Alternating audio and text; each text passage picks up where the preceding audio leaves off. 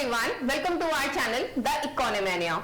बच्चों, आज हम डिस्कस करने जा रहे हैं माइक्रो इकोनॉमिक्स। माइक्रो इकोनॉमिक्स में जो सीरीज हमारे पास चल रही है वो कंज्यूमर थ्योरी के लिए चल रही है और आज हमारी कंज्यूमर थ्योरी की क्लास नंबर 9 है बच्चों।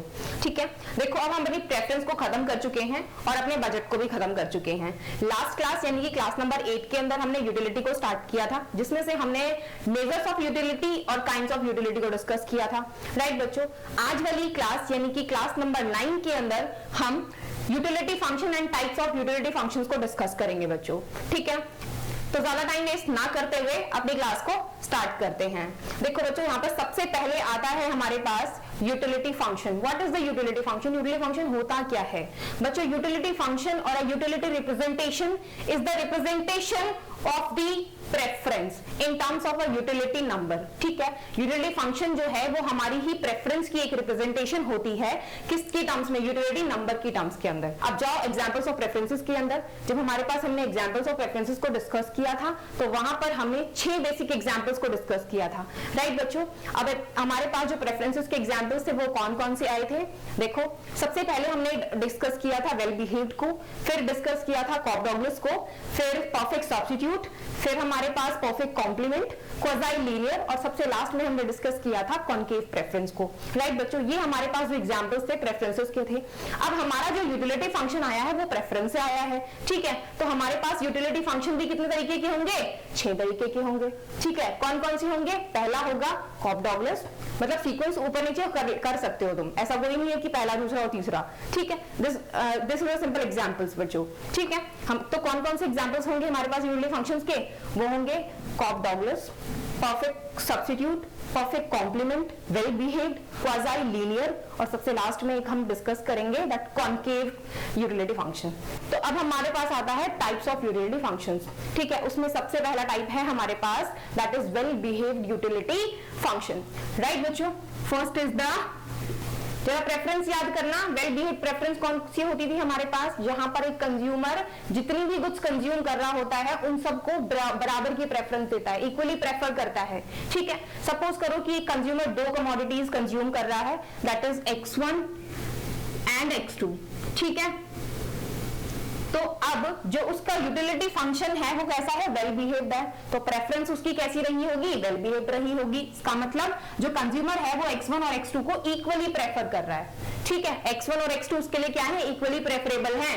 राइट, तो अब जो यूटिलिटी फंक्शन बनेगा वो 2 गुड्स के टर्म्स के अंदर बनेगा हमारा, that utility function in the terms of X1 and X2। ठीक है, ये तो हमारा रिप्रेजेंट करने का तरीका हो गया। अब यूटिलिटी फंक्शन क्या होगा? That is X1 into X2। ठीक है, this is our utility function in the case of well behaved. अब देखो, वेल बिहेव्ड के केस में हमारे पास आईसी किस तरीके से बनता था? प्रेफरेंस याद करो बच्चों, इसीलिए बोलते हैं ना साथ ही साथ जो उतनी भी पीछे की क्लासेस होती हैं देखनी जरूरी है ताकि तुम्हें आगे कॉन्सेप्ट में प्रॉब्लम ना आए।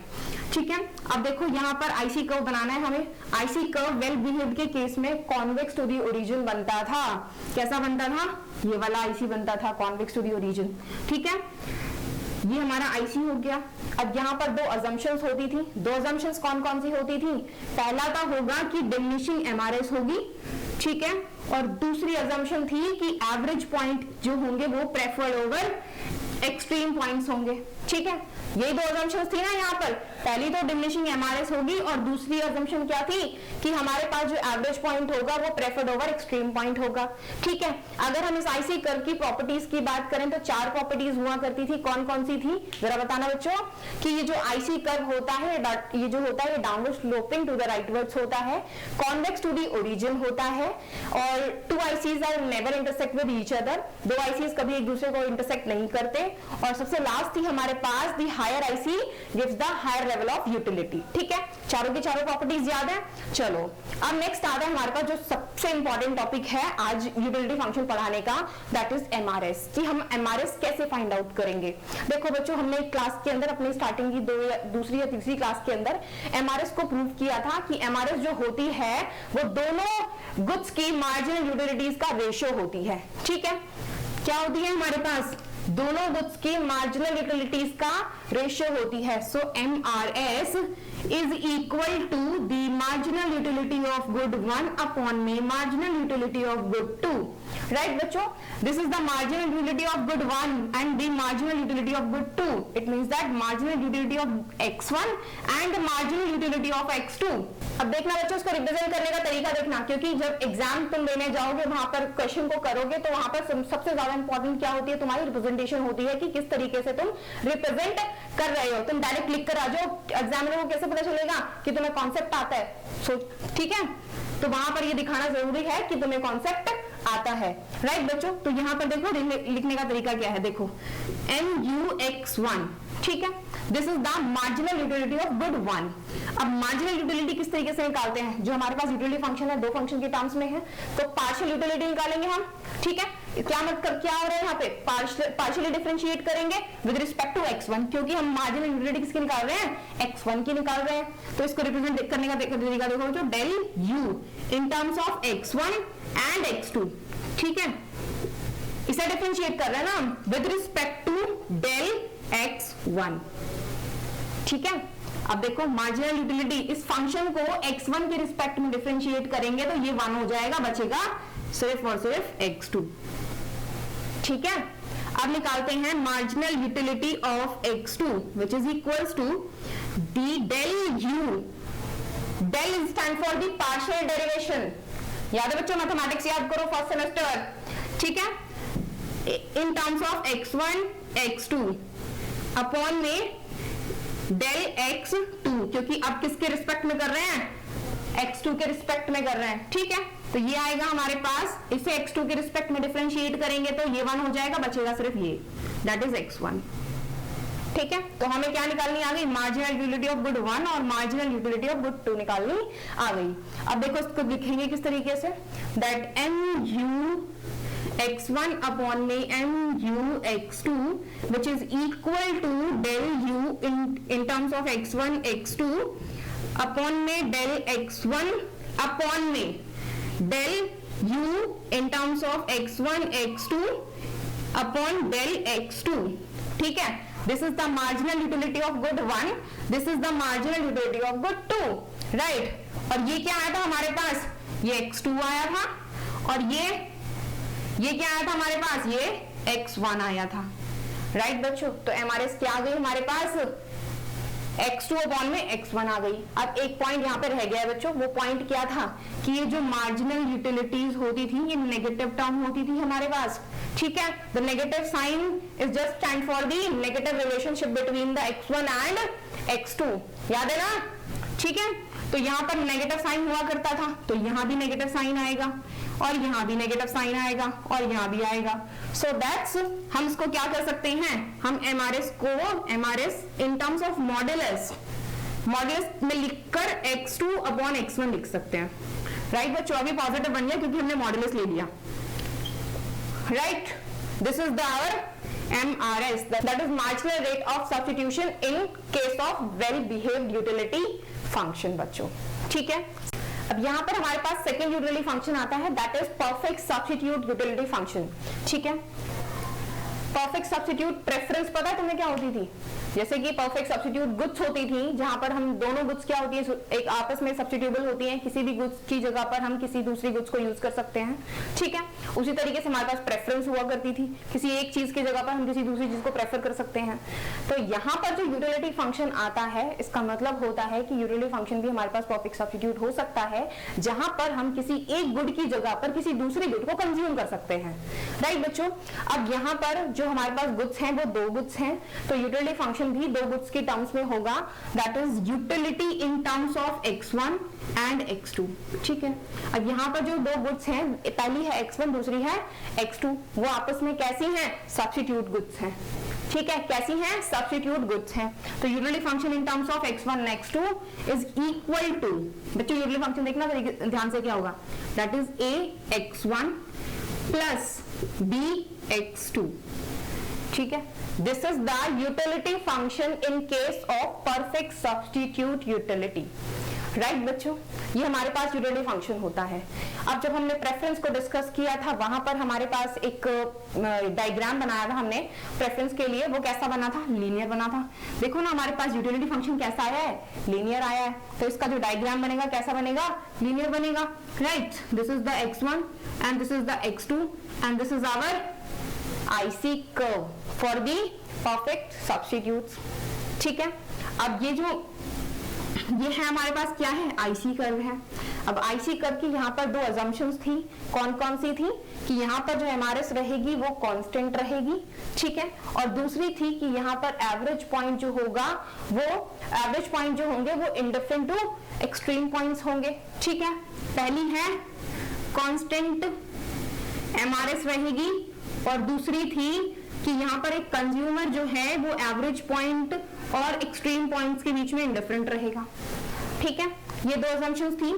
अब नेक्स्ट आता है प्रॉपर्टीज की बात कि प्रॉपर्टीज कौन कौन सी है यहाँ पर। पहली तो भाई कॉन्वेक्स टू द ओरिजिन तो बिल्कुल भी नहीं है। ये कैसा है? लीनियर IC है। ठीक है, लीनियर IC है, डाउनवर्ड स्लोपिंग है। हायर IC, अगर हम हायर जाएंगे तो हायर IC हायर यूटिलिटी को एक्सप्लेन करेगा। राइट बच्चों, और सबसे लास्ट कौन सी रही? 2 ICs आर नेवर इंटरसेक्ट। ठीक है, पहला तो लीनियर है, दूसरा डाउनवर्ड स्लोपिंग है, डाउनवर्ड टू द राइटवर्ड्स है। Higher IC gives the higher level of utility और 2 ICs are never intersect with each other. ठीक है, चारों की चारों प्रॉपर्टीज हो गई हमारे पास। बस एक जो है वो वेल बिहेव्ड से डेविएट कर जाती है, दैट इज कॉन्वेक्सिटी वाली। ठीक है, अब नेक्स्ट आता है बच्चों हमारे पास main concept, that is MRS की हम जब अपने क्वेश्चंस को सॉल्व करेंगे तो MRS कैसे आइडेंटिफाई करेंगे? जो हमारे पास फंक्शन है वो कैसा है परफेक्ट सब्स्टिट्यूट यूटिलिटी फंक्शन है, कैसे आइडेंटिफाई करेंगे बच्चों? MRS से आइडेंटिफाई किया जाता है हमेशा। ठीक है, देखो MRS क्या होती है हमारे पास? That MRS is equals to negative of MUX1 upon में MUX2। ठीक है, this is the marginal utility of good 1 and this is the marginal utility of good 2। उसी तरीके से निकालेंगे जैसे हमने वेल बिहेव्ड के अंदर निकाला था। ठीक है, तो हमारे पास जो MUX1 आएगा और MUX2 आएगा वो किस तरीके से निकालेंगे हम? That is del U in terms of X1 X2 upon में differentiate with respect to X1 del X1। ठीक है, this is the marginal utility of good 1 and del U in terms of X1 X2 upon में del X2। ठीक है बच्चों, ये represent करने का तरीका है। एग्जाम के अंदर भी इसी तरीके से रिप्रेजेंट करके आना थोड़ा अच्छा लगता है देखने में, एग्जामिनर को पता चलता है कि तुम्हें कॉन्सेप्ट आता है। ठीक है, तो वो फुल मार्क्स देने के ज्यादा चांसेस रहते हैं यहाँ पर। ठीक है, अगर तुम डायरेक्ट MRS लिख कर आ जाओगे तो एग्जाम को पता नहीं चलेगा तुम्हें कॉन्सेप्ट आता है। ठीक है, तो यहाँ पर हम इसको अब ये यूनिटी फंक्शन है हमारे पास, इसको डिफरेंशिएट करना है। देखो बच्चों, MUX1 निकालनी है। जब इस यूटिलिटी फंक्शन को with respect to X1 differentiate करेंगे तो ये तो 1 बन जाएगा, बचेगा A। ठीक है, अपॉन में जब X2 के टर्म्स में डिफरेंशिएट करेंगे तो ये 1 बच जाएगा, बचेगा B। ठीक है, विच इज नेगेटिव। ठीक है बच्चों, देखो MRS क्या है हमारे पास? The MRS is equal to MUX1 upon में MUX2। ठीक है, MUX क्या आई थी? A आई थी, MUX2 B आई थी, नेगेटिव ऑफ A अपॉन में B। ठीक है, इसे मॉडुलस में लिख सकते हैं हम। तो हमारे पास MRS modulus is equals to A upon में B। ठीक है, क्या आ गई हमारे पास? In terms of perfect substitute utility function the MRS is A upon B which is a constant number, क्योंकि यहाँ पे कोई भी वेरिएबल नहीं है, ना तो X1 है ना ही X2 है, सिर्फ और सिर्फ क्या ही है? कांस्टेंट टर्म्स आई हैं। तो हमारे पास MRS कैसी हो गई? कांस्टेंट हो गई बच्चों। और ये तो हमें पहले से ही पता है कि लीनियर IC के केस में हमारे पास MRS कैसी आती है? कांस्टेंट आती है। ठीक है, आ गई MRS कांस्टेंट। तो ये था हमारे पास परफेक्ट सब्स्टिट्यूट यूटिलिटी फंक्शन। अब नेक्स्ट आता है हमारे पास third utility function, that is perfect complement. सबसे पहले तो प्रेफरेंस कौन सी होती थी?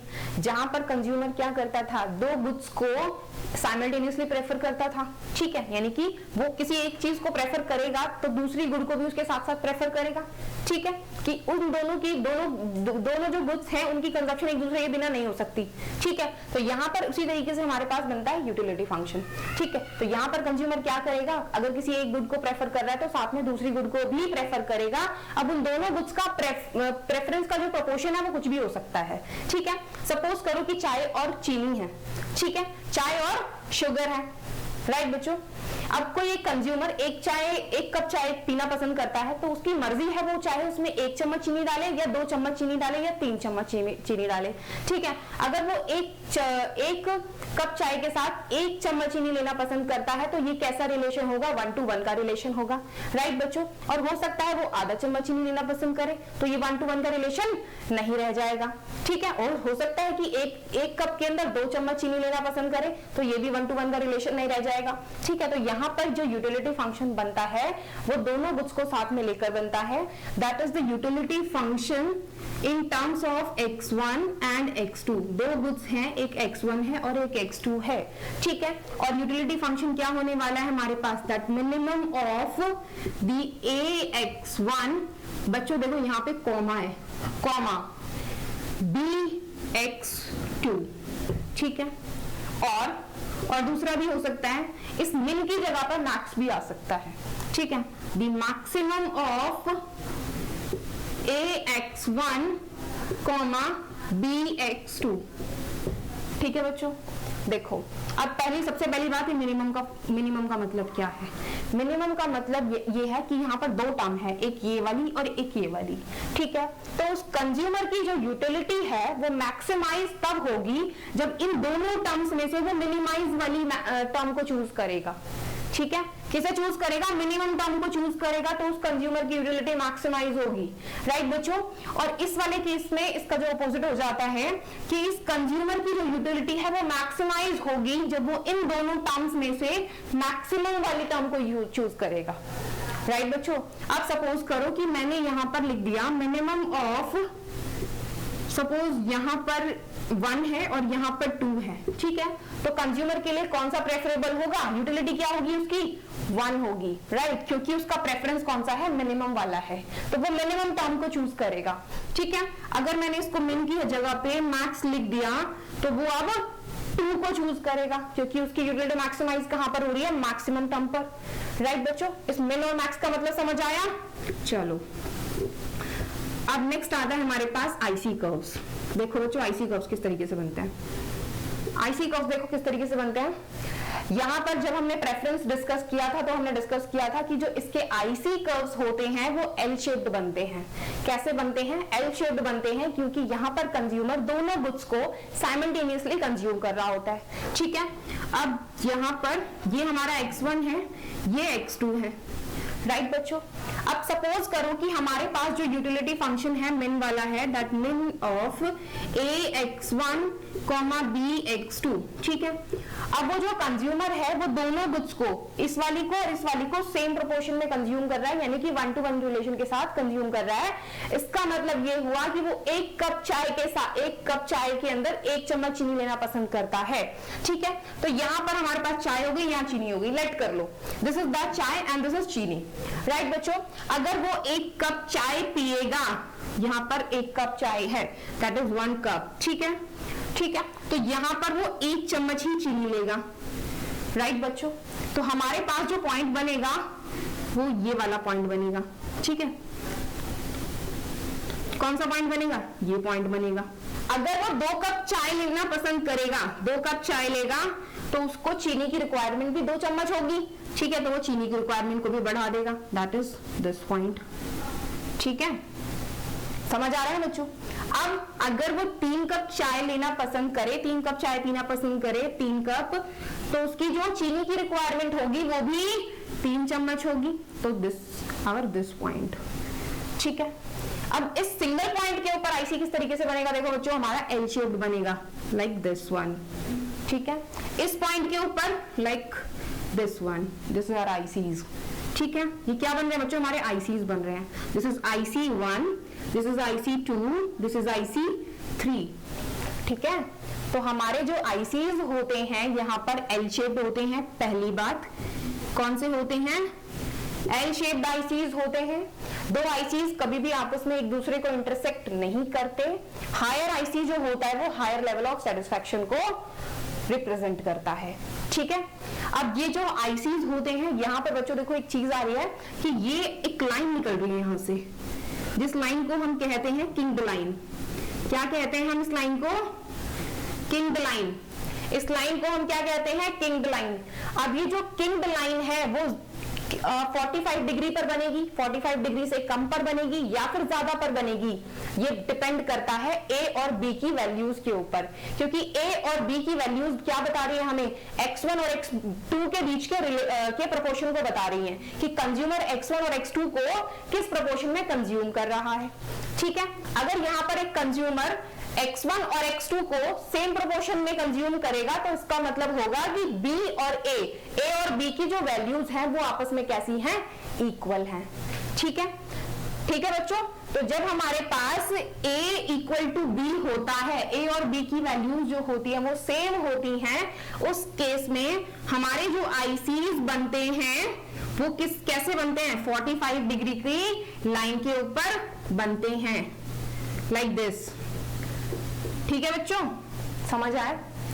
अब केस नंबर 2 आता है हमारे पास, जब हमारे पास जो a की वैल्यू होती है वो b से बड़ी होती है, a is greater then b, तो उस केस में हमारा जो ये 45 डिग्री का एंगल होता है वो 45 डिग्री से ज्यादा का बनता है। कितने का बनता है? ज्यादा का बनता है, like this. This is x1, this is x2 and this is our this. ठीक है, किंग्ड लाइन कहां पे बनेगी? 45 डिग्री एंगल से ऊपर बनेगी। कहां पर? ऊपर बनेगी। ठीक है, so our this angle is the, तो our this angle is greater than 45 degree बच्चों, राइट? इस वाले किंग्ड के ऊपर हमारे आईसीज बनेंगे, राइट? अब हमारे पास थर्ड केस आता है, अगर हमारे बी की वैल्यू, ए की वैल्यू जो है वो बी से छोटी है। जब a और b बराबर होंगे तो हमारे पास जो किंग्ड लाइन है वो 45 डिग्री के एंगल पर बनेगी। अब जब हमारे पास जो a होगा वो b से बड़ा होगा तो हमारे पास किंग्ड लाइन जो होगी वो 45 डिग्री के एंगल से ऊपर बनेगी। और अगर हमारे पास जो a है वो लेस देन b होगा तो उस केस में हमारा जो किंग्ड लाइन है वो 45 डिग्री से नीचे बनेगी। ठीक है बच्चों, like this. This is our x1, this is x2 and this is our kinked line, right? यहां पर हमारे आईसीज बनेंगे लाइक दिस। ठीक है, समझ आ रहा है? चलो बच्चों, ये तो मेन वाला केस हो गया कि मेन वाले केस के अंदर हमारे पास आईसीज किस तरीके से बनेंगे, हमने चेक कर लिया। अब हमारे पास मैक्स वाले केस के अंदर आईसीज किस तरीके से बनते हैं ये देखो बच्चों, बहुत इंपॉर्टेंट है, ध्यान से देखना। ठीक है, क्योंकि बच्चे अक्सर इसमें ना प्रॉब्लम करके आ जाते हैं एग्जाम के अंदर। देखो यहाँ पर हमारे पास जब मैक्स वाला केस होता है ना, तो मैक्स वाले केस के अंदर आईसीज इस तरीके से बनते हैं। देखो अब कंज्यूमर क्या कर रहा है, यहां पर मिन की जगह मैक्स कर लो। ठीक है, मैक्स हो गया। अब मैक्स के केस में बच्चों इन दोनों में से जो मैक्स यूनिट होगी ना उसे कंज्यूमर प्रेफर करेगा। ठीक है, तो ये हमारे पास x1 है, ये x2 है। मिन के केस में वो मिनिमम को प्रेफर कर रहा था और मैक्स के केस में वो मैक्स को प्रेफर करेगा। ठीक है, तो मैक्स का केस किस तरीके से बनता है देखो बच्चों, लाइक दिस। ये वाले आईसीज बनते हैं इस तरीके से हमारे पास, ये वाले मैक्स के केस में। ठीक है, ये हमारे पास किंग्ड लाइन बनती है। देखो बच्चों, मैक्स के केस में हमारे पास आईसीज इस तरीके से बनते हैं, यहां पर मैक्सिमम को प्रेफर किया जाता है। किसे? मैक्सिमम को प्रेफर किया जाता है, राइट बच्चों? ये हमारे IC1, IC2, IC3, IC4। ठीक है, समझ आ रहा है? मैक्स के केस में आईसीज इस तरीके से बनेंगे और मिन के केस में इस तरीके से बनेंगे, राइट? इसमें एल शेप बनेंगे, इसमें इनवर्स बनेगा, राइट बच्चों? मैक्स के केस में इस तरीके से बनेगा। और बाकी हमारे पास रही बात वैल्यूज की कि a और अगर a इक्वल टू b होगा तो किस तरीके से बनेगा, बिल्कुल जो हमारे पास 45 डिग्री लाइन है, किंग्ड लाइन है, वो सेम तरीके से रहने वाली है। ठीक है, अगर a हमारे पास ग्रेटर देन b होगा तो 45 डिग्री जो हमारे पास किंग्ड लाइन है वो 45 डिग्री से ऊपर बनेगी। अगर a जो होगा वो लेस देन b होगा तो जो किंग्ड लाइन है वो 45 डिग्री से नीचे बनेगी। ठीक है, समझ आए यहाँ पे दोनों केसेस? तो हमारे पास जो परफेक्ट कॉम्प्लीमेंट यूटिलिटी फंक्शन होता है उसके अंदर दो केसेस होते हैं, एक मिन वाला होता है, एक मैक्स वाला होता है, राइट बच्चों? अब सबसे लास्ट आता है हमारे पास marginal rate of substitution, that is the MRS। देखो बच्चों, जब हमने प्रेफरेंस को डिस्कस किया था तो वहां पर देखा था कि मैथमेटिकली जो है हमारे पास परफेक्ट कॉम्प्लीमेंट के केस में MRS एग्जिस्ट ही नहीं करती है। MRS एग्जिस्ट करती है इसमें? नहीं करती। लेकिन अगर हम इकोनॉमिकली देखें तो इकोनॉमिकली हमारे पास MRS क्या होती है, दैट इज MUX1 अपॉन में MUX2, ठीक है, यही होती है ना इकोनॉमिकली हमारे पास MRS। तो बच्चों देखो, अगर हमारे पास मार्जिनल यूटिलिटी ऑफ X1 0 हो जाए तो MRS क्या आएगी? MRS 0 आएगी, ठीक है। अगर मार्जिनल यूटिलिटी ऑफ X2 0 हो जाए तो MRS क्या आएगी? इंफिनिटी आएगी। याद है सबको बच्चों? ये उस टाइम भी बताया था जब प्रेफरेंस पढ़ा था, तब भी बताई थी ये चीज, ठीक है, कि परफेक्ट कॉम्प्लीमेंट के केस में MRS एग्जिस्ट नहीं करती है। अगर MRS होती भी है तो वो 0 होगी या फिर इंफिनिटी होगी, और ये सिर्फ हम इकोनॉमिकली प्रूव कर सकते हैं, मैथमेटिकली प्रूव नहीं कर सकते, राइट बच्चों। क्योंकि यहाँ पर जो हमारे पास MRS निकल कर आती है वो कैसा है, वो कैसी है? Marginal utility of good 1 upon marginal utility of good 2। तो किसी भी गुड की हम मार्जिनल यूटिलिटी तो निकाल सकते हैं, लेकिन इसके केस में हम चेंज नहीं निकाल सकते। मैथमेटिकली हमारे पास MRS क्या होती थी? That is change in X2 upon में चेंज इन X1, यही आती थी ना MRS, ठीक है। जब मैथमेटिकली हम निकालते थे बचपन में, यानी कि फर्स्ट ईयर में या फिर 12th क्लास के अंदर, तो इस तरीके से MRS निकालते थे ना, दैट इज MUX2 अपॉन में MUX1, राइट बच्चों। तो इस तरीके से तो इसमें एग्जिस्ट नहीं करेगी, ठीक है। अगर हम इकोनॉमिकली देखेंगे तो इकोनॉमिकली इस तरीके से आ सकती है, वो भी सिर्फ 0 या फिर इंफिनिटी आएगी, राइट बच्चों। तो ये था हमारे पास परफेक्ट कॉम्प्लीमेंट यूटिलिटी फंक्शन। तो नेक्स्ट आता है हमारे पास fourth utility function, that is Cobb Douglas utility function, ठीक है।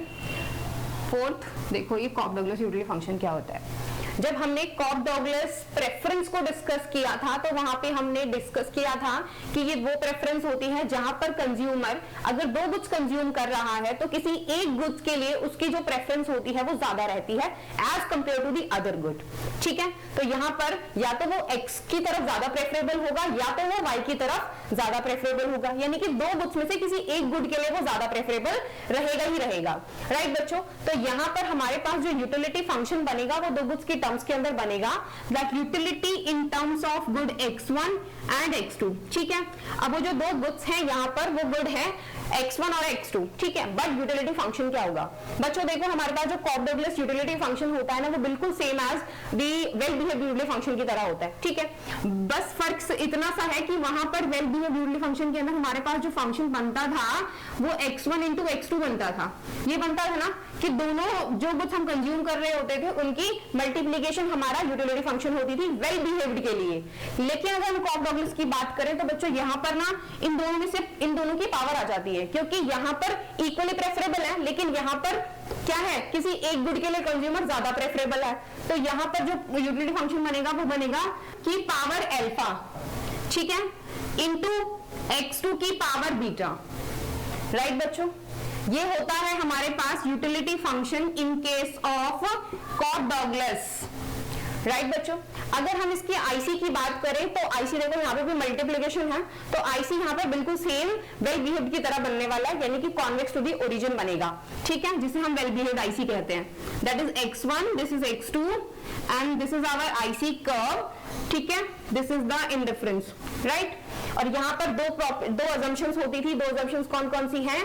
पहली तो होगी डिमिनिशिंग MRS और दूसरी थी हमारे पास the average point is preferred over extreme point, ठीक है। ये 2 assumptions होती थी। अगर इस आईसी कर्व की प्रॉपर्टीज की बात करें तो यहाँ पर हमारे पास कितनी प्रॉपर्टीज होती थी? 4 प्रॉपर्टीज होती थी। That is strictly convex to the origin and downward sloping to the rightwards, and third होती थी हमारे पास 2 ICs are never intersect with each other, और सबसे लास्ट होती थी हमारे पास the higher IC gives the higher level of utility, ठीक है बच्चों। तो ये तो हुआ हमारा पास ये। नेक्स्ट आता है हमारे पास सबसे इंपॉर्टेंट जो हमें समझनी है आज की क्लास के अंदर, दैट इज MRS, ठीक है, कि हम इस केस के अंदर MRS किस तरीके से निकालेंगे। बच्चों देखो अब तुमको लिखने का तरीका पता है, क्योंकि हम बाकी जो अभी हद तक हमने यूटिलिटी फंक्शन डिस्कस किए उनमें हम पूरा का पूरा फॉर्मेट देख चुके हैं कि किस तरीके से लिखते हैं, राइट। तो हम यहाँ पर MRS निकालते हैं। देखो बच्चों, the MRS is equal to marginal utility of good 1 upon में marginal utility of good 2, यही होती है हमारे पास, ठीक है। अब देखो इसे किस तरीके से लिखते हैं हम, MUX1, इसे ये यूटिलिटी फंक्शन है, ठीक है। अल्फा इसकी पावर है, पावर अगर हम MUX1 निकाल रहे हैं तो इसका मतलब यूटिलिटी को हम डिफरेंशिएट कर रहे हैं with respect to X1, right. So utility differentiable with respect to x1, right, यही कर रहे हैं हम। ये क्या आएगा हमारे पास, देखो ये यूनिटरी फंक्शन है, इसको डिफरेंशिएट करना है with respect to x1, alpha आ जाएगा आगे, ठीक है, x1 की पावर अल्फा माइनस 1, ठीक है, और जो दूसरी टर्म है वो as it is, that is x2 की पावर बीटा, राइट बच्चों, समझ आए।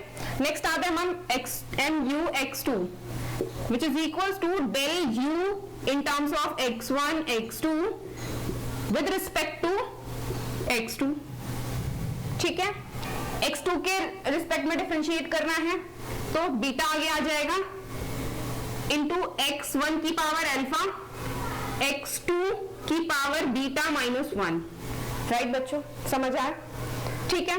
अब MRS पे चलते हैं। The MRS is equals to mu x1 upon में mu x2 which is equals to b alpha x1 की power alpha minus 1 into x2 की पावर बीटा, राइट, अपॉन में mu x2 ये वाला बीटा x1 की पावर अल्फा इंटू x2 की power beta minus 1, right बच्चों। अब देखो यहां पर अल्फा और बीटा बाहर ले लिया हमने, अल्फा और बीटा, राइट बच्चों। अब देखो बच्चों यहाँ पर करना क्या है, ये जो x1 की पावर अल्फा माइनस 1 है इसे नीचे ले आओ और x2 की पावर बीटा माइनस 1 है उसे ऊपर लेके चले जाओ, ठीक है। तो हमारे पास ये आएगा x2 की power beta, right, into x2 की पावर बीटा माइनस 1, तो ऊपर जाके क्या बनेगा 1 minus beta, that 1 minus beta, ठीक है। उसी तरीके से x1 के साथ करते हैं, x1 की पावर अल्फा इंटू ये वाली टर्म नीचे आ जाएगी x1 की power 1 minus alpha, 1 minus alpha, ठीक है। देखो ये बीटा था, ये माइनस बीटा था, बेस से ना पावर ऐड हो जाएगी, हो जाएगा कैंसिल, ठीक है, तो बचा सिर्फ x2, so which is equal to the alpha upon beta into यहां पे बचेगा x2 और नीचे बचेगा ये माइनस अल्फा और अल्फा कैंसिल आउट हो गया, बची 1 power that is x1, right बच्चों। तो देखो हमारे पास MRS क्या आई है, ये आई है, ठीक है, यहां तक हुआ, ऊपर का रफ कर दें तो यहां पर हमारे पास MRS क्या आई बच्चों, MRS is equals to negative of alpha upon beta into x2 upon में x1, ये आ गई, ये MRS आ गई, ठीक है। This is the marginal rate of substitution for the Cobb-Douglas utility function, right बच्चों। अब नेक्स्ट आता है हमारे पास कि अगर यहाँ पर दो गुड्स हैं और कंज्यूमर किसी एक गुड के लिए प्रेफरेबल होने वाला है ज्यादा, ठीक है, as compared to the other good, right. अगर सपोज करो कि जो कंज्यूमर है वो x1 के लिए ज्यादा प्रेफरेबल है, किसके लिए, x1 के लिए प्रेफरेबल है, लेकिन हम यूटिलिटी फंक्शन से कैसे पता लगाएंगे कि जो कंज्यूमर है वो x1 के लिए ज्यादा प्रेफरेबल है बच्चों। जब एक कंज्यूमर x1 के लिए ज्यादा प्रेफरेबल होगा तो उस केस में जो अल्फा है उसकी वैल्यू बीटा से ज्यादा होगी, राइट। एक एग्जांपल लेके देखते हैं। सपोज करो हमारे पास यूटिलिटी फंक्शन जो है वो है x1 की पावर 3 इंटू x2 की पावर 2, राइट, समझ आ रहा है। देखो यहाँ पे x1 की पावर 3 x2 की पावर 2, तो यहाँ पर x1 की पावर ज्यादा है as compared to this, right, x1 की पावर ज्यादा है ना यहाँ पर, तो कंज्यूमर इस केस में x1 के लिए ज्यादा प्रेफरेबल होगा, राइट। और दूसरा एग्जांपल लेते हैं हमारे पास x1 की पावर 0.2 इंटू x2 की पावर 0.8, ठीक है। इस केस में देखो x2 की पावर ज्यादा है तो यहाँ पर जो कंज्यूमर है वो किसके लिए प्रेफरेबल होगा, x2 के लिए, गुड 2 के लिए प्रेफरेबल होगा यहाँ पे कंज्यूमर, क्योंकि गुड 2 की पावर ज्यादा है, राइट बच्चों, ठीक है। तो यहाँ पर दो केसेस हैं हमारे पास। Case number 1, when the alpha is greater than beta the consumer is preferable for the good one. if दूसरा केस आता है हमारे पास, if the alpha is lesser than the beta then the consumer is more preferable for the good 2, ठीक है। जिस good की भी power ज्यादा होगी उसके लिए कंज्यूमर ज्यादा प्रेफरेबल होगा। अब यहाँ पर ये दो जो केसेस होते हैं, यहाँ पर हमारे जो आईसी कर्व्स हैं वो भी क्या बनते हैं, डिफरेंट बनते हैं। ये भी हमने एग्जाम अपने प्रेफरेंस वाली क्लास के अंदर डिस्कस किया था। किस तरीके से बनते हैं देख लेते हैं एक बारी। अगर एक कंज्यूमर जो है वो X1 के लिए ज्यादा प्रेफरेबल है, गुड 1 के लिए ज्यादा प्रेफरेबल है, तो इस केस में जो आईसी बनेंगे वो किस तरीके से बनेंगे, देखो बच्चों, यहाँ पर X1 है, ये X2 है, ठीक है, ये X1 है, ये X2 है। जब एक कंज्यूमर X1 के लिए ज्यादा प्रेफरेबल होगा ये हॉरिजॉन्टल वाली गुड के लिए, तो उस केस में जो आईसी बनेगा वो बनेगा तो कॉन्वेक्स ही, लेकिन थोड़ा सा स्टिपर बनेगा as compared to the normal IC. ठीक है, कैसा बनेगा, स्टिपर बनेगा, लाइक दिस। ठीक है, ये वाला इस तरीके से हमारे पास आईसी बनेगा। ठीक है, क्योंकि यहाँ पर देखो सपोज करो एक पॉइंट लिया हमने ये वाला, दैट पॉइंट ए, एंड ये लिया हमने पॉइंट बी।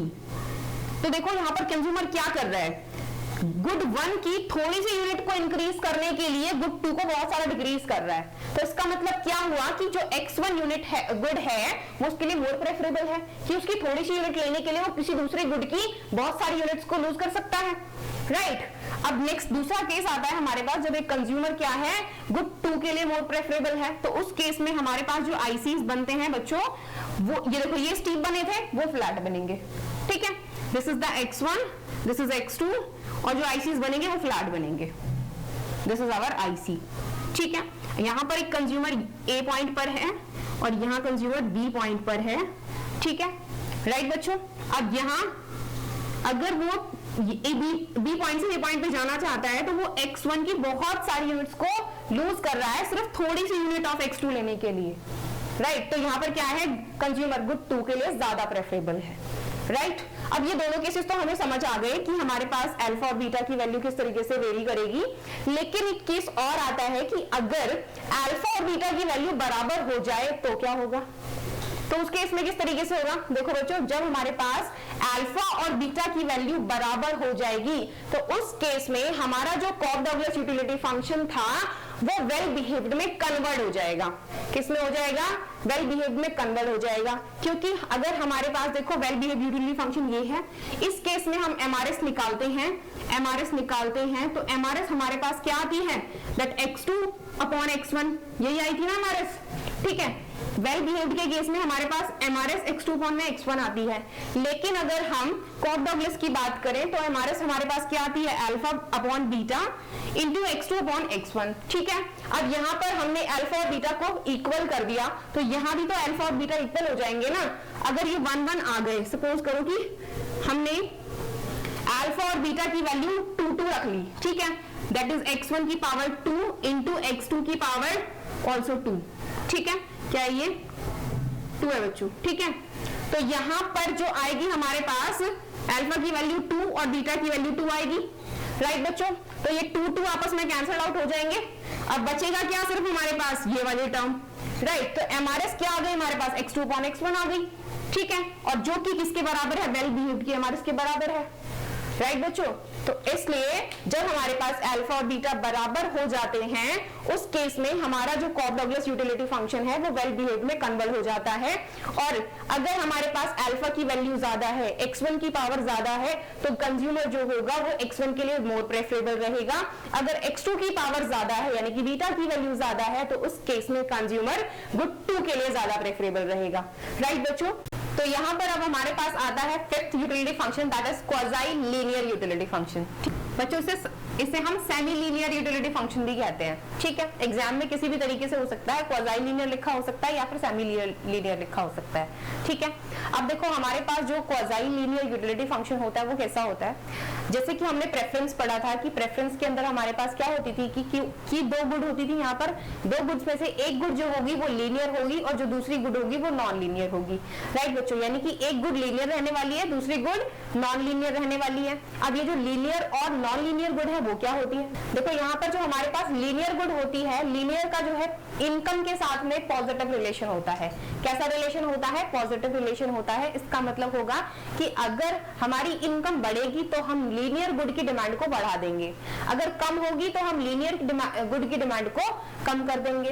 बट यहाँ पर जो नॉन लीनियर गुड होती है वो इंडिपेंडेंट फ्रॉम द इनकम होती है बच्चों, यानी कि इनकम का नॉन लीनियर गुड के साथ कोई रिलेशन नहीं होता, ठीक है। और यहाँ पर जो नॉन लीनियर गुड होगी बच्चों, उसकी जो डिमांड होती है वो हमेशा कांस्टेंट रहती है। इस वजह से इनकम के बढ़ने या घटने पर उसकी डिमांड पे कोई इंपैक्ट नहीं पड़ता, राइट बच्चों। तो यहाँ पर नॉन लीनियर गुड की जो डिमांड होगी वो कांस्टेंट रहेगी। अब इसके लिए इसमें हम एग्जांपल के तौर पे नमक यानी कि साल्ट को ले सकते हैं, जस्ट बिकॉज अगर हम सपोज करो कि हम सब्जी में जो है नमक का जो टेस्ट है वो हमारा जो मंथली कंजप्शन है वो 1 kg हो जाता है, ठीक है, यानी कि हमें नॉर्मल जो साल्ट का टेस्ट है वो पसंद है, राइट। तो अगर हमारी इनकम बढ़े या घटे लेकिन हम साल्ट की कंजप्शन को तो मंथली उतना ही रखेंगे ना। अब इनकम के बढ़ने से उसकी कंजप्शन तो नहीं बढ़ाएंगे, ना ही इनकम के घटने से उसकी कंजप्शन को कम करेंगे, राइट बच्चों। तो यहाँ पर ऐसी कुछ एग्जाम्पल्स होते हैं हमारे पास नॉन लीनियर गुड के जो कि यूज किए जाते हैं। अब देखो नेक्स्ट आता है हमारे पास यूटिलिटी फंक्शन, कि यूटिलिटी फंक्शन किस तरीके से बनता है। देखो बच्चों हमारे पास यूटिलिटी फंक्शन दो गुड्स हैं, दो गुड्स की टर्म्स में बनेगा इन terms of x1 and x2, right बच्चों। अब जो यहाँ पर रहेगी, एक गुड रहेगी लीनियर और दूसरी रहेगी नॉन लीनियर, राइट। सपोज करो कि यहाँ पर x1 जो है वो नॉन लीनियर गुड है, so the v in terms of x1, right, plus x2, ये लीनियर है, ये नॉन लीनियर है। अब जरूरी नहीं है कि हमेशा यही नॉन लीनियर हो, जो हमारे पास गुड 2 है वो भी नॉन लीनियर हो सकती है। सो और हम इसका एग्जाम्पल लिख सकते हैं इस तरीके से लिख सकते हैं that x1 plus v in terms of x2, right बच्चों। तो यूटिलिटी फंक्शन या तो इस तरीके से हो सकता है या फिर इस तरीके से हो सकता है हमारे पास, राइट। हमारे यूटिलिटी फंक्शन के अंदर कोई भी एक गुड, या तो वो x1 या फिर वो x2, दोनों में से कोई एक गुड कैसी रहेगी? नॉन लीनियर रहेगी और एक लीनियर रहेगी। अब यहाँ पर एग्जाम्पल के लिए हम लिख सकते हैं, सपोज करो कि हमारे पास कुछ एग्जाम्पल्स ले रहे हैं जिनमें हमारे पास जो गुड 1 है वो नॉन लीनियर है। लाइक यहाँ पे एग्जाम्पल्स लिख सकते हैं log of x1 plus x2, ठीक है। दूसरा एग्जाम्पल हम लिख सकते हैं the root of x1 plus x2, और लिख सकते हैं x1 की पावर 2/3 प्लस x2, राइट बच्चों। तो यहाँ पर इन सारे के सारे एग्जाम्पल्स में देखो बच्चों, जो गुड 1 है वो कैसी है? नॉन लीनियर है, ठीक है, और गुड 2 कैसी है? लीनियर है। या फिर और किस तरीके से हो सकता है हमारे पास ये कि जो गुड 1 हो वो लीनियर हो, जो गुड 2 हो वो नॉन लीनियर हो, राइट बच्चों। तो ये हम x1 प्लस log x2 इस तरीके से भी लिख सकते हैं, राइट। और नेक्स्ट हम यहाँ पर इसको किस तरीके से लिख सकते हैं? x1 प्लस में रूट ऑफ x2 इस तरीके से लिख सकते हैं, राइट बच्चों। और इसको हम किस तरीके से लिख सकते हैं? x1 प्लस x2 की पावर 2/3। तो देखो बच्चों ये जो सारे के सारे एग्जाम्पल्स हमने लिखे हैं ये किस चीज के एग्जाम्पल हैं? ये है क्वाज़ी लीनियर यूटिलिटी फंक्शन के एग्जाम्पल्स, ठीक है। अब इन एग्जाम्पल्स के अंदर हमारे पास जो गुड 1 है वो नॉन लीनियर गुड है और गुड 2 लीनियर गुड है, और इन सारे एग्जाम्पल्स के अंदर हमारे पास गुड 1 लीनियर गुड है और गुड 2 नॉन लीनियर गुड है, राइट बच्चों। अब नेक्स्ट आता है हमारे पास इसका डायग्राम। देखो बच्चों डायग्राम किस तरीके से बनता है। देखो जब हम डायग्राम बनाते हैं तो डायग्राम हमारे पास देखो दो टाइप्स के यूटिलिटी फंक्शंस आए हैं, हो सकता है x1 हो सकता है x2 हो नॉन लीनियर, राइट। तो हमारे पास जो डायग्राम होंगे वो भी दो तरीके से बनेंगे। अब पहला केस लेते हैं हम, जब हमारे पास गुड 1 जो है वो नॉन लीनियर है, ठीक है। कौन सी गुड है? Case number 1 when the good 1 is non linear, ठीक है, नॉन लीनियर। इस केस में देखो किस तरीके से होगा बच्चों, ये हमारे पास स्पेस आया दैट x1 x2, ठीक है। अब हमारे पास गुड 1 नॉन लीनियर है तो गुड 1 की जो डिमांड रहेगी वो क्या रहेगी? कांस्टेंट रहेगी। सपोज करो कि हमने x1 स्टार के ऊपर इसकी डिमांड को कांस्टेंट कर दिया, राइट। अब हमारे जो आईसीज बनेंगे वो इसी क्वांटिटी से पास करेंगे x1 की हमेशा, राइट। जो आईसीज होंगे वो कैसे बनेंगे? वो बनेंगे कॉन्वेक्स ही बच्चों, लेकिन ठीक है, लाइक दिस, ये सारे आईसीज, ठीक है। इस तरीके से हमारे आईसी कर्व्स बनेंगे, IC1, IC2, IC3, राइट। अब देखो यहाँ पर हमारे पास जो गुड 2 की कंजप्शन थी वो किस तरीके से थी? ये था हमारे पास x2 1, ये था x2 डबल डैश और ये था x2 ट्रिपल डैश। देखो जब हम IC1 के ऊपर थे तो हमारी इनकम कुछ रही होगी, ठीक है, कुछ इनकम का लेवल रहा होगा, तो हमने x1 की इतनी क्वांटिटी खरीद ली और x2 की इतनी खरीद ली, ठीक है। लेकिन जैसे ही हमारी इनकम बढ़ी तो हम नेक्स्ट IC के ऊपर शिफ्ट हो गए, जहां पर हमारा इक्विलिब्रियम जो है ये E से शिफ्ट होकर E डैश हो गया।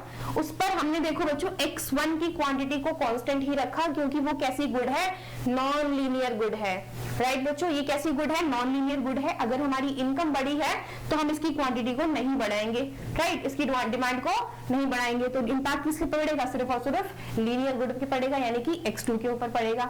उसी तरीके से जब हमारा इक्विलिब्रियम E डबल डैश पे शिफ्ट हुआ तो फिर से हमने x2 की क्वांटिटी को बढ़ा दिया, बट स्टिल x1 की क्वांटिटी हमारे पास कांस्टेंट रहेगी, राइट बच्चों। तो इस केस में जब हमारे पास जो x1 होता है वो नॉन लीनियर गुड होता है, तो जो ICs बनते हैं बच्चों वो vertically translate to the each other बनते हैं। देखो क्या कर रहे हैं, वर्टिकली ट्रांसलेट तो है, ठीक है, सारे के सारे वर्टिकली ट्रांसलेट एक दूसरे से, ठीक है। तो कैसे बन रहे हैं answers, vertically translate to the each other बन रहे हैं बच्चों, ठीक है।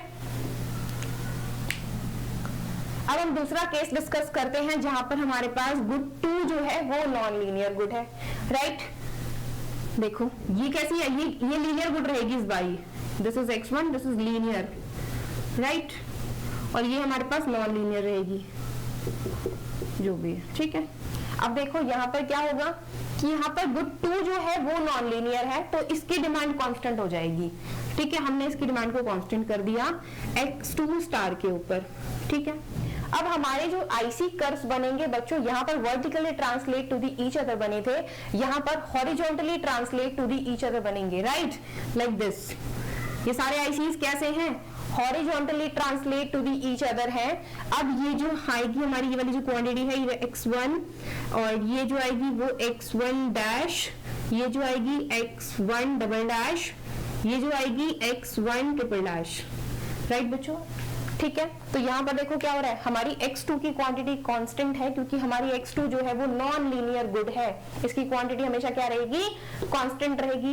अब हमारे इस वाले IC के ऊपर कुछ ना कुछ इनकम का लेवल रहा होगा, जब हमारी इनकम बढ़ी तो हमने IC को इंक्रीज कर दिया, IC शिफ्ट हो गया हमारा।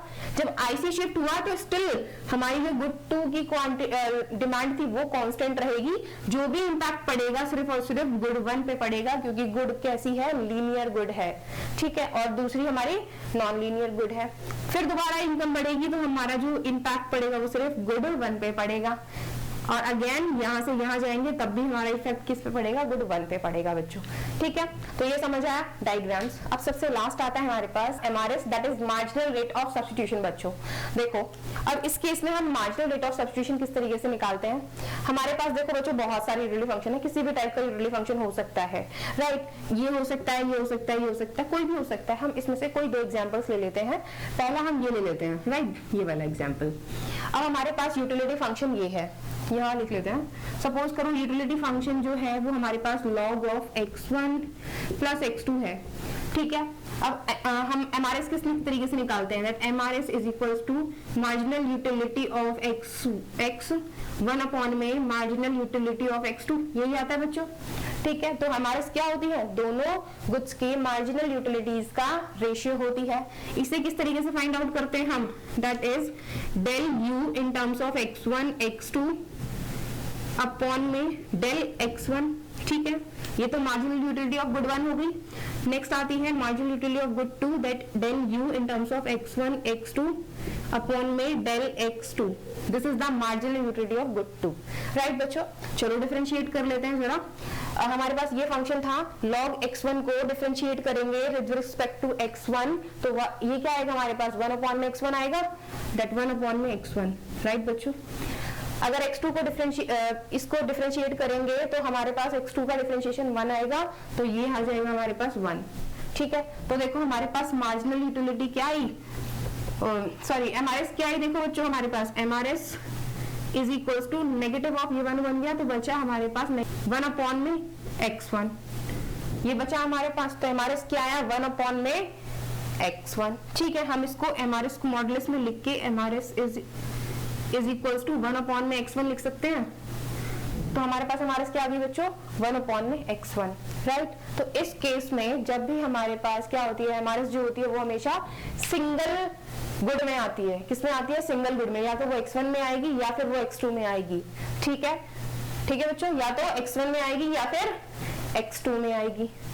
तो हमारे पास कैसे आइडेंटिफाई करेंगे, अगर एमआरएस हमारी सिंगल गुड में आती है तो इसका मतलब होगा कि हमारे पास जो फंक्शन है यूटिलिटी फंक्शन वो कैसा है बच्चों क्वाज़ाई लीनियर यूटिलिटी फंक्शन है। ठीक है, अब एक एग्जांपल और लेते हैं। सपोज करो ये वाला ले लिया हमने, ये वाला, ठीक है। अब इसको हम किस तरीके से निकालेंगे, देखो यहाँ पे एमआरएस निकालनी है हमें। MRS is equals to MUX1 upon में MUX2। ठीक है, यूटिलिटी फंक्शन क्या है x1 प्लस में √x2। ठीक है, डिफरेंशिएट करो विद रिस्पेक्ट टू x1 तो आएगा 1, डिफरेंशिएट करो विद रिस्पेक्ट टू x2 तो आएगा 1 अपॉन में 2 इंटू √x2। ठीक है, तो ये क्या बनेगा हमारे पास, विच इज इक्वल टू, ये उल्टा हो जाएगा उधर जाके, तो ये आएगा 2 इंटू √x2। ठीक है बच्चों, एमआरएस क्या है हमारे पास 2 इंटू √x2, राइट बच्चों। सिर्फ एक ही गुड है, यहाँ पर भी देखो एक ही गुड आई है ना, दैट इज x2, राइट। यहाँ पर भी सिर्फ एक ही गुड आई थी x1। तो जब भी हमारी एमआरएस किसमें सिर्फ एक सिंगल गुड की टर्म में आएगी तो हमारी जो यूटिलिटी फंक्शन है वो कैसा होगा, क्वाज़ाई लीनियर होगा बच्चों। ठीक है, सबसे लास्ट में आता है बच्चों हमारे पास कॉनकेव यूटिलिटी फंक्शन। ठीक है, that is number 6। Concave preference याद करो फटाफट से, क्या होती थी बच्चों। कॉनकेव प्रेफरेंस वो होती थी जहां पर एक कंज्यूमर 2 गुड्स कंज्यूम करता है और दोनों ही गुड्स कैसी होती हैं, बैड कमोडिटीज होती हैं। कौन सी होती हैं, बैड कमोडिटीज होती हैं।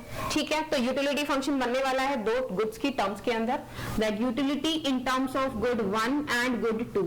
ठीक है, and utility is equal to, but बच्चों यूटिलिटी फंक्शन क्या होगा देखने ध्यान से, दैट इज x1 की पावर 2 प्लस x2 की पावर 2, राइट बच्चों। ये पावर कुछ भी हो सकती है, जरूरी नहीं है 2 ही हो, कुछ भी हो सकती है 1 2 3, मतलब 1 को छोड़कर हो सकती है कुछ भी, क्योंकि अगर 1 रहेगी तो परफेक्ट सब्स्टिट्यूट बन जाएगा ना।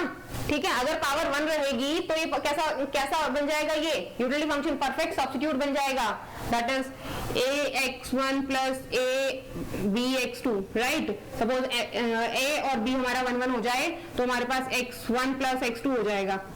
ठीक है, तो एमआरएस क्या आएगी, 1 आएगी इस केस में, और एमआरएस 1 आएगी जो है कांस्टेंट टर्म, तो हमारे पास जो फंक्शन कैसा बन जाएगा, परफेक्ट सब्स्टिट्यूट बन जाएगा, राइट बच्चों। तो ये वाला केस कंसीडर नहीं करना है, ये वाला केस ध्यान से देखो। यहाँ पर पावर कुछ भी हो सकती है, 2 से बड़ी होगी लेकिन, ठीक है, मतलब 2 या फिर 2 से बड़ी, 1 से बड़ी होगी पावर, राइट। यहाँ पर 1 से बड़ी कोई भी पावर हो सकती है, तो हमारे पास जो फंक्शन होगा वो कैसा होगा, तो हमारे पास जो फंक्शन होगा वो कैसा होगा, वो होगा कॉनकेव यूटिलिटी फंक्शन, राइट बच्चों।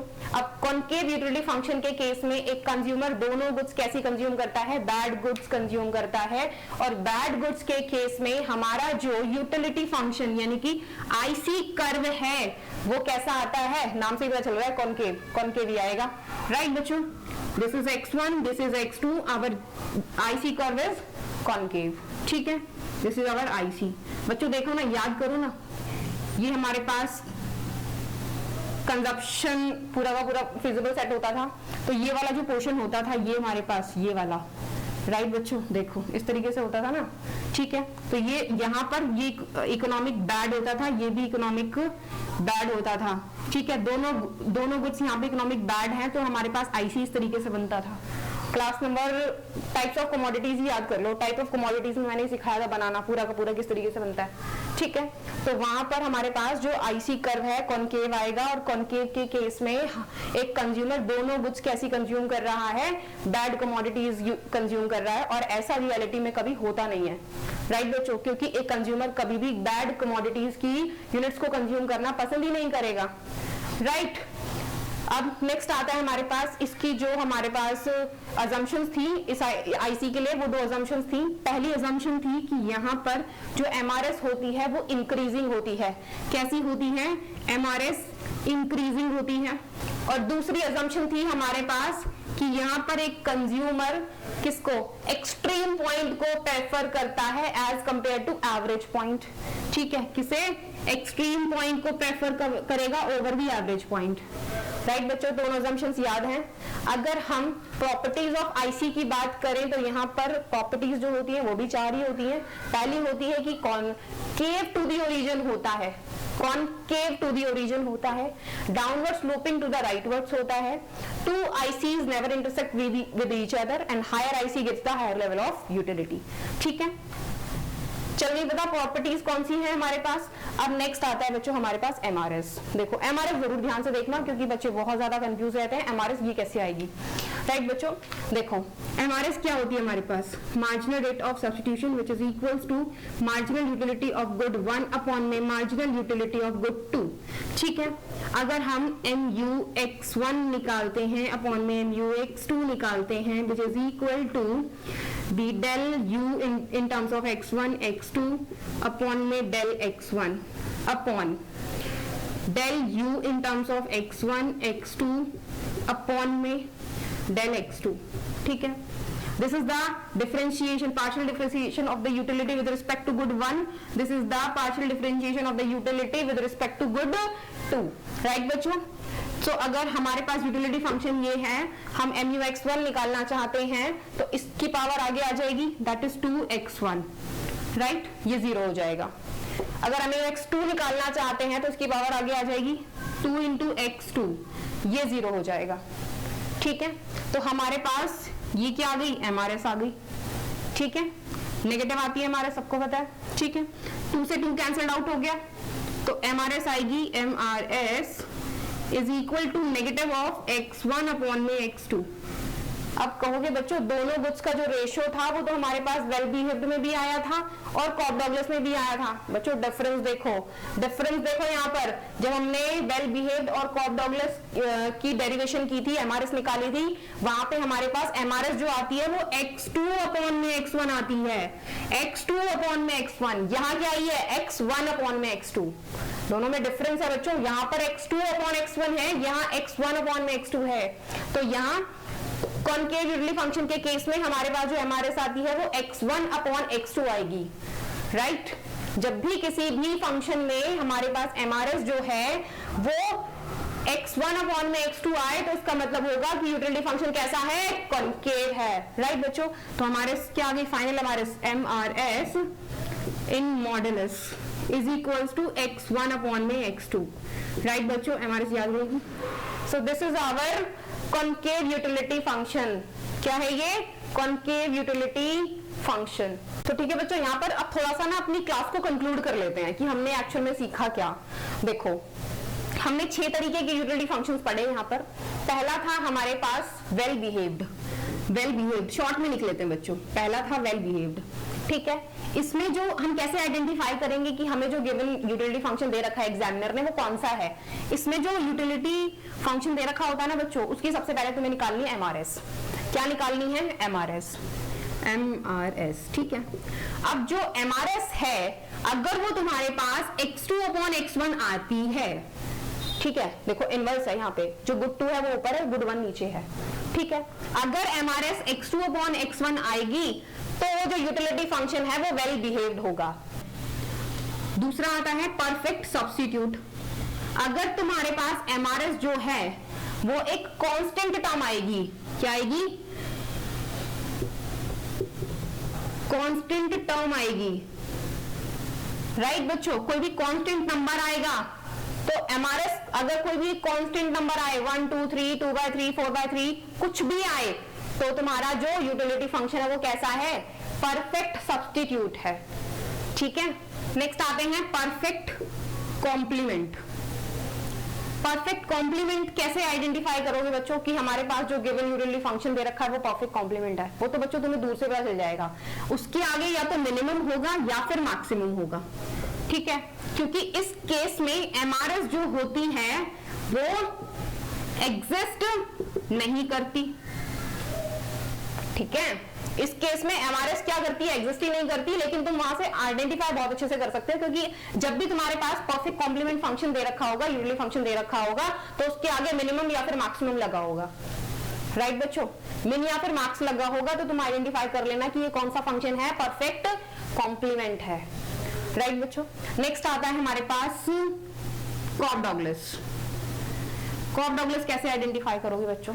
देखो कॉफ डॉगलेस में जो एमआरएस होती है हमारे पास, एमआरएस जो होती है वो आती है अल्फा अपॉन में बीटा इंटू x2 अपॉन में x1, राइट बच्चों।